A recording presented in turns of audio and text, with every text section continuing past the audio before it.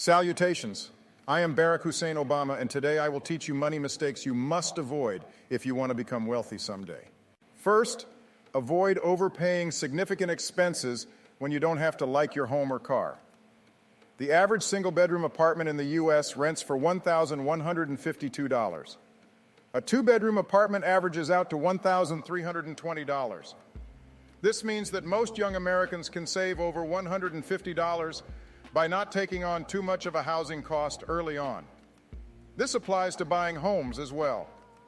For example, a two-bedroom condo that I purchased is worth around $300,000.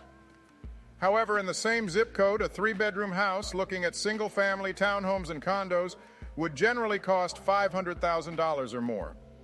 This works out to spending about half on housing or $1,800 saved every month, assuming everything but taxes remain the same. Additionally, lean towards a used car for your first vehicle.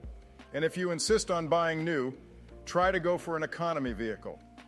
A used car in the U.S. right now goes for about $30,000, which, assuming no down payment, 84-month financing, and every expense possible included in the loan, works out at about $480 per month. On the other hand, new cars are currently going for $50,000 on average, and by the same methods, work out to $780 a month. Based on the average car price in the U.S. and the price of two-bedroom condos versus three-bedroom homes in my area, someone could save $2,100 per month. Your area probably doesn't neatly fit the average of the United States or match my own zip code. The gap in these numbers probably works out to be more prominent in more inflated economies like big cities and coastal states, and more minor in normal towns or landlocked states. Secondly, there are common long-term expenses that people can incur. Let's look at a very optional one like smoking and a less optional one like parenting. Smoking is entirely optional to start with. That said, once an addiction forms, it can be much more difficult to knock. A lot of the smoking data seem to assume that active smokers get through a pack a day. But unfortunately, I don't think even my dad smoked that much, and he ended up dying from lung cancer. So we will assume that a typical smoker goes through 3 cigarettes daily. 20 cigarettes per pack is standard, and a pack is generally $6.71. Based on our assumed 3 cigarettes per day, this means about 1 pack per week or about $25 per month. This means that as a mild smoker, smoking only financially costs about the same as Netflix. Based on the CDC's data, you'd expect to save 4 times that amount simply by not smoking.